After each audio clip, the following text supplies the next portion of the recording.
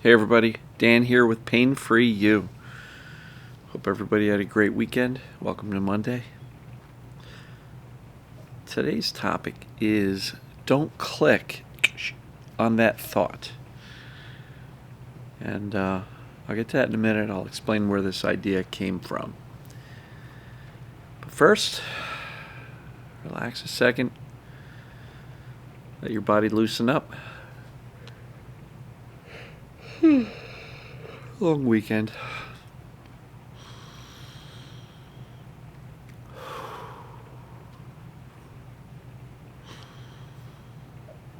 All right. So, don't click on that thought. So, one of my group coaching members told me this analogy in our group coaching call. He shared it with me and the other folks in the group. And he found it through a YouTube channel called OCD and Anxiety. So I really don't want to take credit for this idea, but it's a useful analogy, and I figured you folks would like to hear my spin on it. But if you want to check it out, search YouTube for Don't Click on That Thought. There's a channel, OCD and Anxiety, so I give that channel full credit for the concept. That said, what are we talking about? The gentleman on that channel, and I didn't even watch it. I just heard it from my coaching client, and then, took it from there. So, but I did look up. I did the search on YouTube and definitely saw it there. So, the concept here is that clicking on a thought is like clicking on an advertisement on the internet. Have you ever noticed, whether it be on Facebook or something like Instagram or maybe TikTok or wherever you're at, if you click on an advertisement, the next thing you know, your news feed on that platform is full of other ads like that. And I think I clicked on an ad for like cold plunges. Those are those tubs where, people are doing these cold plunges, cold water immersion. And I clicked on one or two ads.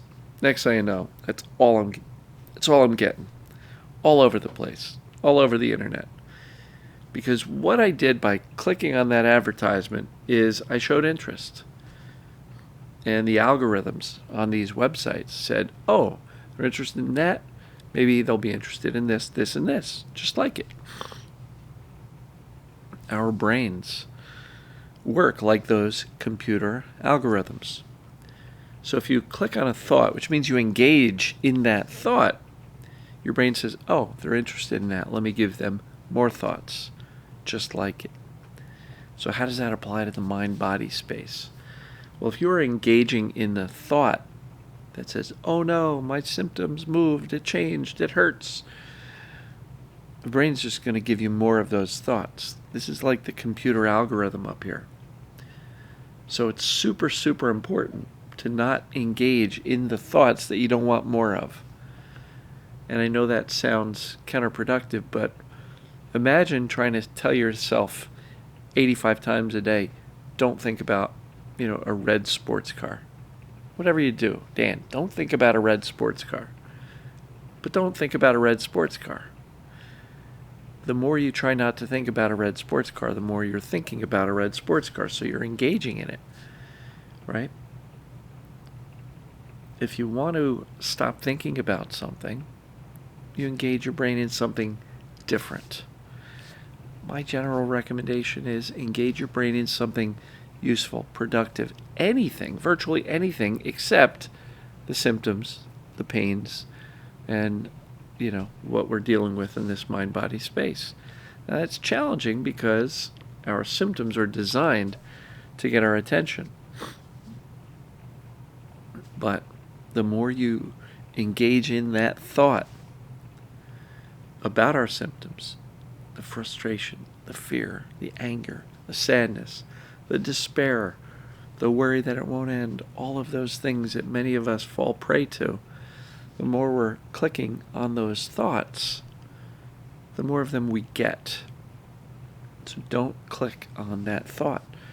Don't engage in that thought, because this computer algorithm will just say, you know what, that's really important to them, so we're going to give you more. Right? And I know it sounds really challenging, really hard, but it is so important to, 1, awareness, 2, decision not to engage in that thinking. Right? What I've often talked about is when you have a thought, it's not a good one, don't engage, just let it float by. We don't have to engage in it. We don't have to ruminate on it. We certainly don't have to stop it, because, like, how do I stop that negative thought? By thinking about that negative thought. I'm going to fix my thinking by thinking about my thinking more, because I think I have a thinking problem, so I better fix my thinking with more thinking about my thinking. Right? You see how that is clicking on the thought and engaging in that thought, and you just get more of them. So you don't have to stop the thoughts, because that's like that. Stop thinking about the red sports car. And you don't have to fix it with more thinking about your thinking. But my belief is we don't have to believe those thoughts. Therefore, we don't have to engage in them, clicking on them. And when we disengage and we no longer focus on fixing our thinking with more thinking about our thinking, what happens? The brain gives us less of them. Because if you go, I'm not thinking about that now, the brain goes, oh, they're not interested. And over time, not immediately, over time, the brain will give us less of those fearful, worrisome thoughts, those catastrophic, my life is going to be awful thoughts.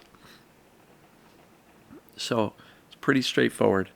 I'm sure this was not exactly how the other gentleman did it. Again, all credit to OCD and Anxiety channel on YouTube for the concept. All credit to my group coaching member who shared that with me. But it's a cool concept, and it's very, very, very relevant. Because you can't tell me how many times I'll hear people say, Dan, how do I stop thinking about my symptoms? I'm thinking about them all day long.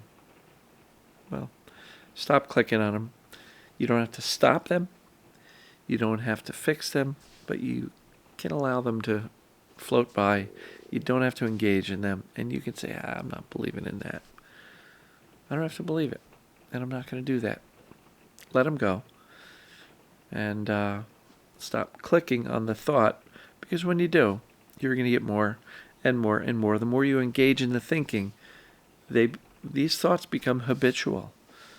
And I forget the stat or the study or whatever it may be, but there's a huge percentage of our thinking that is on repeat.